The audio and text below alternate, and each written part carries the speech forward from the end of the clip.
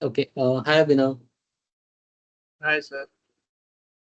Okay, so today we will cover about the Linux. Okay, as part of the real-time interview questions and answers series. Okay, Yes, yes.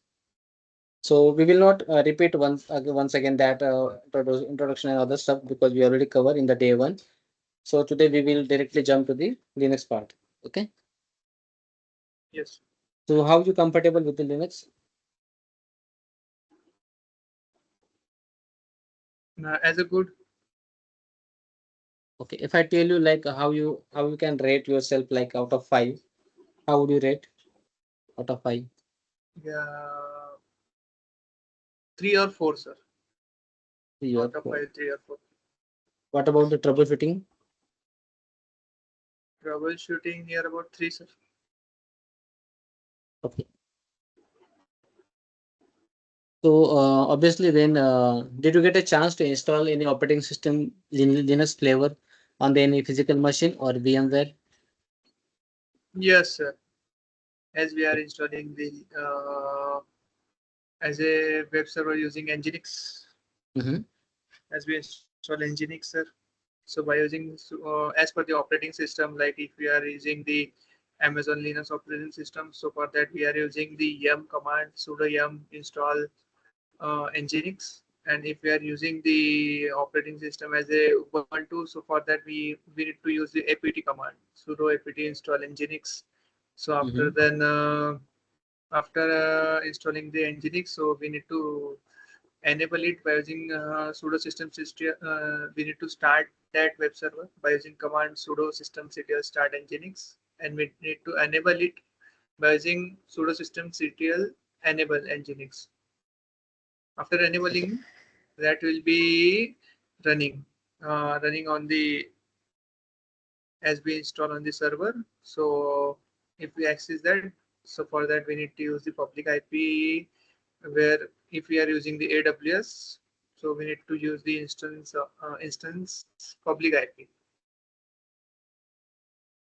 Okay. So obviously, when we deploy any operating system into the either VMware or in physical machine, we will create the user, right? If you want to create any additional user for either your colleague or any other team members, Yeah, right?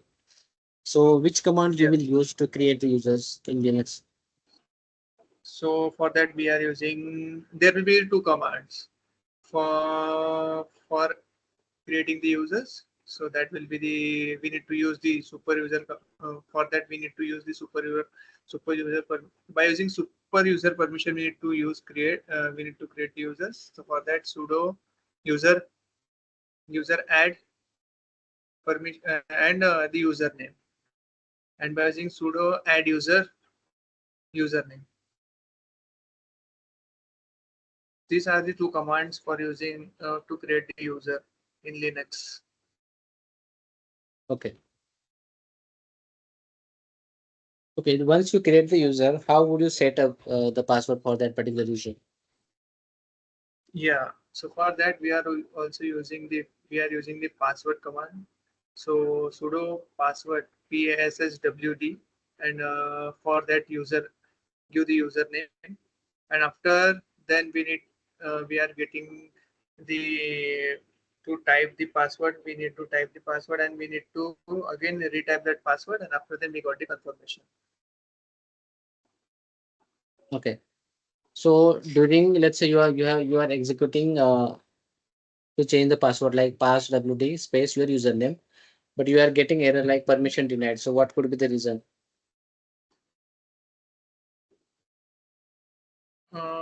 So for that we are using there will be the permission error we are getting from the root user.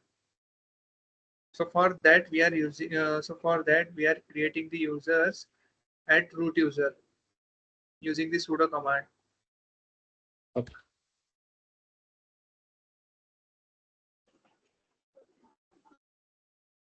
So you will run execute the command with the sudo, right? Yes. Okay.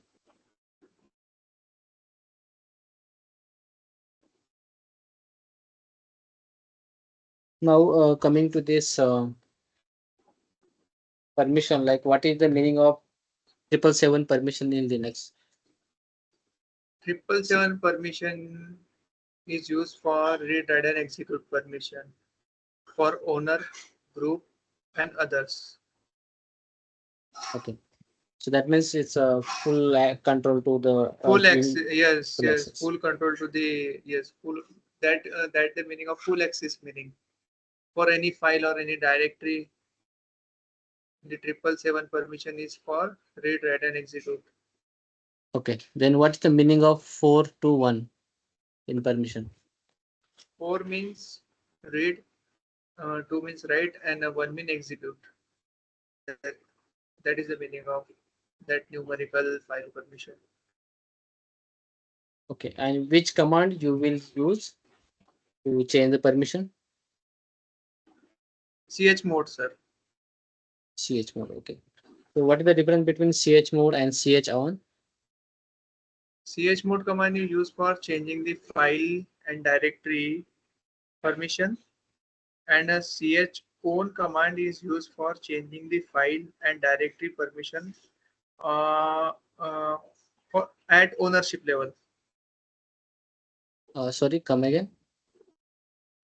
The chown command is used for changing the file and directory by ownership level So on basically, ownership. answer would be like changing the ownership of that particular file or directory. Yes, changing the ownership of that particular file or directory. Okay. So when we talk about the permission, definitely there are multiple special permission in the Linux. Okay.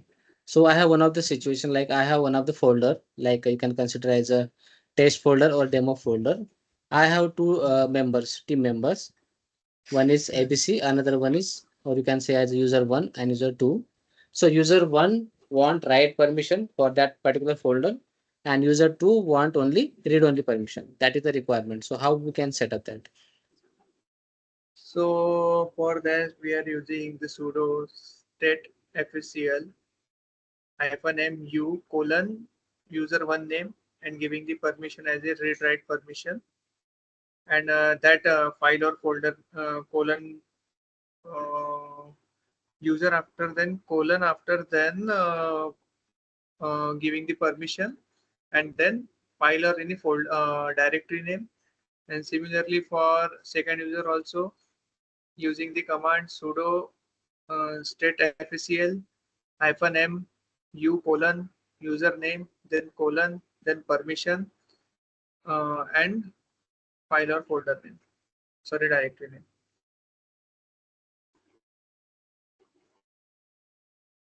Okay.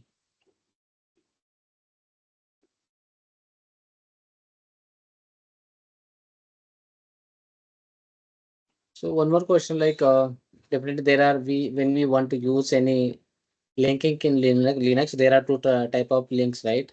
Which is the soft link and hard link. So can you just explain me about the difference? Yes, soft link is a soft link is shortcut. Soft link is a shortcut link for file or directory, and if any original file is deleted, then the short link will also get broken, and Mm-hmm. the short links to link across the different files or directories, and hard link is used for giving the additional name for existing file, and it cannot and the hard link cannot link any file or directory. It will link at the same file and directories, and the hard link, once the original file is deleted in hard link, once the original file is deleted, the the hard link will not get broken, or will remains the file content will remain same in that hard link. Okay, then how you will set hard link and soft link? By using command ln hyphen s, then we need to give the path name, Okay. and for hard link ln using ln command and path name. So source and target pathway. Yes. Okay.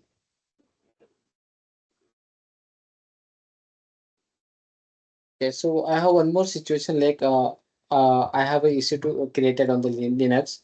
I have installed the Nginx web server there and deployed the websites. Everything is working fine, but after rebooting my servers, or I just make it a stop and start. So after that, my website is not working. So how I can troubleshoot that? So for that, first we need to check the status of that web server by using Mm-hmm. sudo status. For example, if we have taken the nginx, so sudo systemctl status nginx, and after that we need to enable uh, that web server by using sudo enable command, sudo systemctl enable command, and web server name.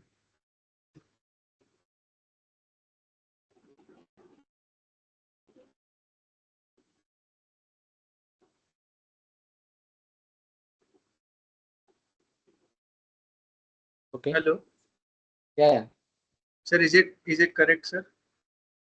So can you just repeat one more time what you just what main action you will Sir, take? first we need to check the status of that web server. Okay, by using command sudo systemctl status of web server using our web server, the name Mm-hmm. of the web server, if there will be the nginx, and after Okay. checking the status of that web server, so we need to enable it by using sudo systemctl enable nginx So what will enable the server. happen after enabling this Nginx server? It will get start. Okay. So that means It will even get if next reboot. time server got rebooted or stop and start, it will automatically start the service. Yes. Okay. So I on my Linux server, I am using multiple. I have installed the multiple services and my number of ports are running. So I am not sure which how many ports are running on my well, Linux server which are open. So how I can verify that which ports are listening on the service? By using netstat hyphen tu uh, pln command, we need to check. We are able to check the port of any uh, service. Okay.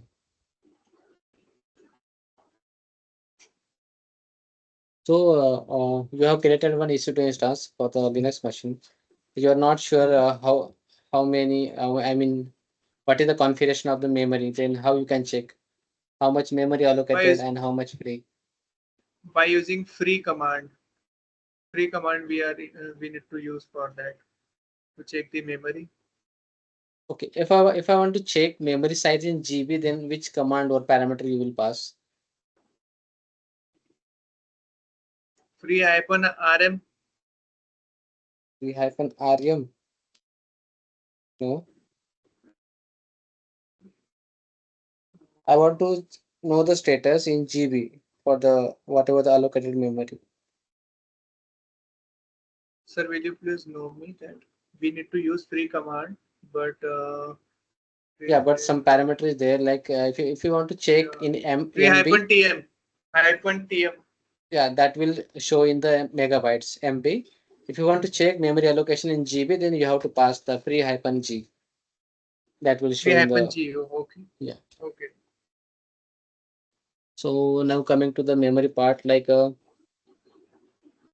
what is the swap memory? Hmm. So stack memory is the uh, stack memory is the portion of hard drive. It works like a virtual memory. Once the physical memory is uh, means once the physical memory is full, and it works or it handles so many processes as compared to available memory, sir.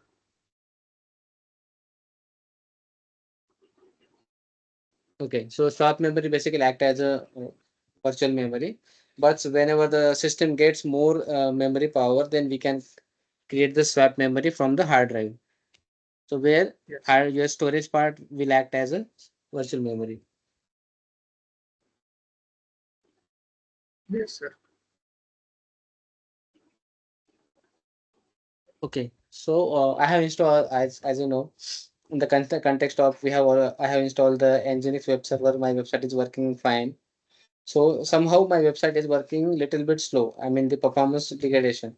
So which command it will help me to check which process are consuming more CPU load?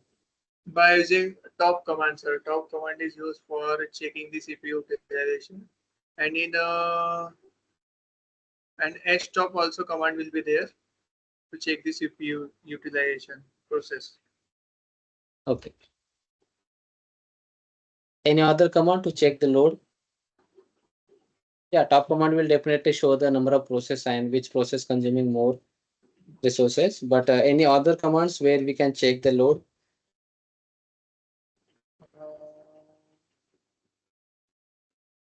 Check the load. No, sir. Don't. No, sir. Okay. If we can use W command, that will show the number of user login and load as well. W. Only W, sir. Only W, yes. Okay. Okay. Now I have one more requirement like in the I have Nginx access log or error log file. There are number of content available in that file, but I want to check only last 10 lines from the log. So which command I will use? Tail hyphen n uh, tail, tail hyphen n 10 and giving Mhm. the path of the log file. Okay. Yeah. So one more question on the web server. So I have installed the web server on the Nginx. I mean the Nginx web server on the Linux, and then without using any elastic IP address or public IP address in the browser to check the website is working fine or not. Normally we check, right? If my website is working or not. If you want to check what will happen, we will copy the IP address, okay, and we will put in the browser and we will see what output is coming. Yes. But let's say I don't have any browser. I want to check only through the command line. So which command I will use? So for that we are using wget hyphen n and pasting the URL there. Okay, any other command? Call hyphen n Call hyphen I. hyphen I. Okay. Yeah, there is two command which can help like curl hyphen I or curl and then wget. Okay. Now I have one requirement where I need to execute particular script or job. It might take like longer than 10 minutes or something, and I don't want to interrupt that execution in between because of any network failure or something or my session timeout. So which command it will helps to execute that particular script without any interruption? Even if I can, if I close my terminals, still that process will continue in the Linux prompt. Uh,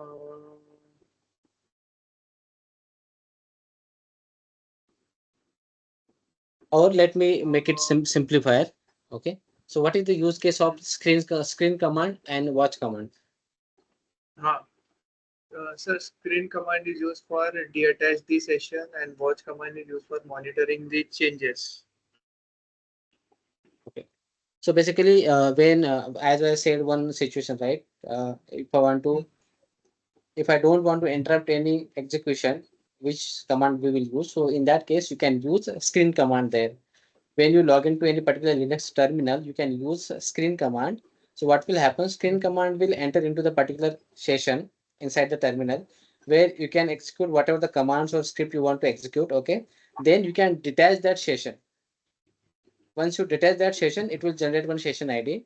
you can anytime you can just log in back to that particular session, so you can reattach later for that long running process. It will not interrupt basically. Let's say you can take consider of the any MySQL database backup you are taking manually or something, right? And if you want to lock your laptop or machine, so what will happen? That session might be terminate, right? Because your system will be idle or inactive. So in that case, we can use that screen command. And using watch command, basically, let's say you are doing something like MySQL database backup on your EBS volume size, EBS volume, and your EBS volume getting utilize space, and you want to track it live like every 2 seconds. So how much space is consuming during the backup of MySQL database. So in that case, instead of executing df-h command repeated again and again manually, so you can simply put the command like first command watch space, then df-h.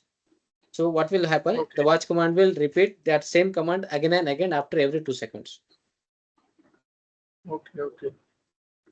Watch hyphen df hyphen ht Yeah, watch space hyphen, sorry, watch df space df hyphen h. ext. Okay. Yeah, Okay.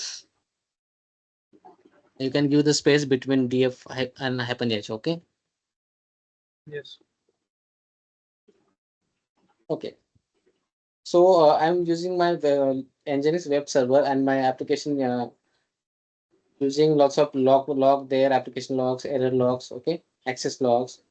So somehow its display is getting almost full.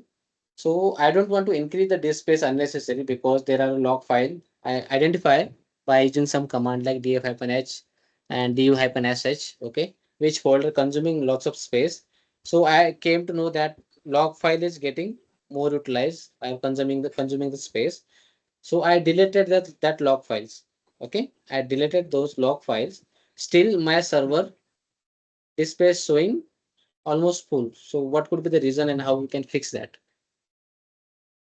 So for that we need to delete that file and still open or this space until the process is stop or restart.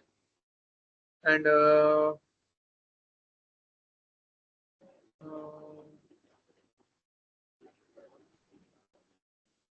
sir, will you please elaborate me that answer because I'm not getting that Okay. answer very. So basically when you deleted that particular log files, but still it's not releasing the space, it's showing the same status like this space almost full. So in that case, you can use the command like ps space hyphen au accept to check the deleted process. Okay. You can collect the process ID from there. Then you can use kill command to kill that process ID. So in that after that killing that stuck process, then your disk space will be released.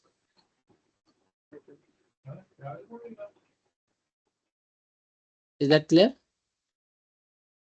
Yes, sir. So basically, you deleted that log files, but somehow that process is not released that space. So in that case, you have to either you can restart that process or check that process ID like ps hyphen space hyphen a accept to check that process, and you have to delete that by using kill command. So in after that, that space will be released. Okay, sir. Okay. So I came to know that one of the requirement, like I got the one requirement where I need to execute particular script whenever my server got rebooted, right? Only at the reboot time. So how you can configure that? By using command con hyphen e command Okay. and at the rate report, then Mhm. script path will be there. Okay. Any other method?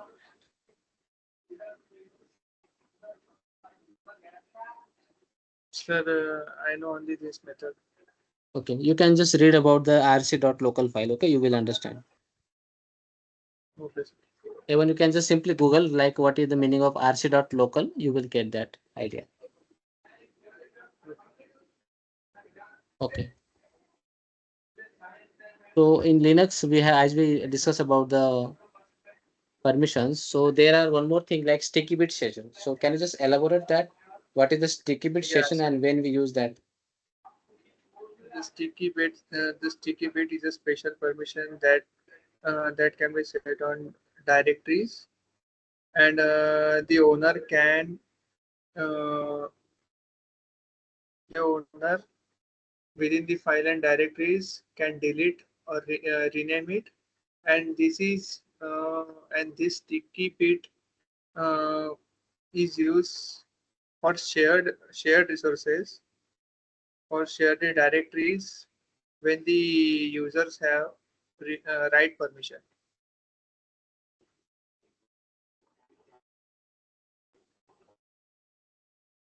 Sorry, come again. So sticky bit is used for to set the permissions on directory level, Mhm. and the owner within the file or directories can delete or rename it, and this is used when the directories are shared and the owners have or the users have a right permission. So that time we are using the sticky bit permission. Okay, so basically, you might come to know that in your infrastructure or any shared drive where people share the drive, right? You can only delete or rename anything within your area. Okay, because if you get the full permission for the entire folder, you can delete everything, right? So that could be a very risky. So in that case, we can apply the sticky bit permission in the Linux. Let's say you are sharing any particular folders in your on your Linux machine with the number of users. So in that case, you can apply the sticky bit permission there. How you can apply the sticky bit permission? You can use chmod command with the plus t option, okay, and the particular T plus directory name. directory. Yes. Okay.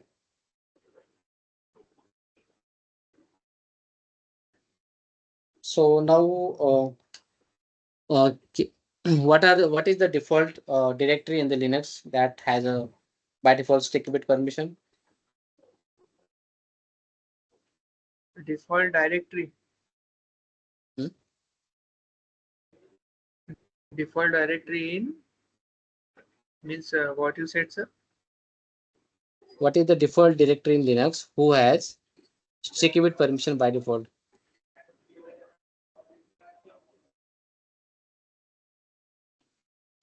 By default, don't know, sir. No. Mhm. Don't know. Okay. So temporary folder has the by default sticky bit permission /temp. If you can log into any Acha. your on your any EC2 instance, you can just check that. Mhm. You can just run Yes, sir. command ls-ld and that path you will get that. You came to know that Sure. as a default permission. How we can identify the particular folder has a sticky bit permission or not? So in that case, you can check the T option in there line like read write execute permission at the end of that line. Okay, sir. Okay. Yes, sir.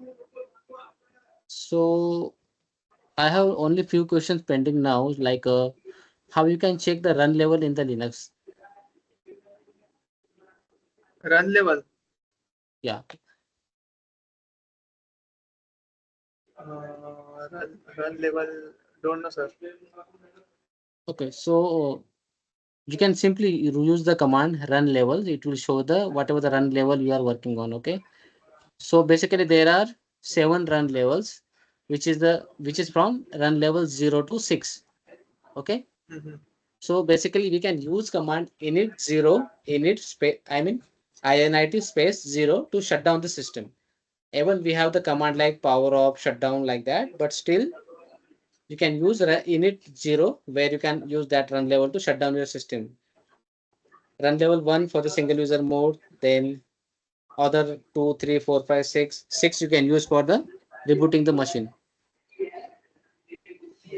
Okay, you can just read about the run levels. You will get the idea.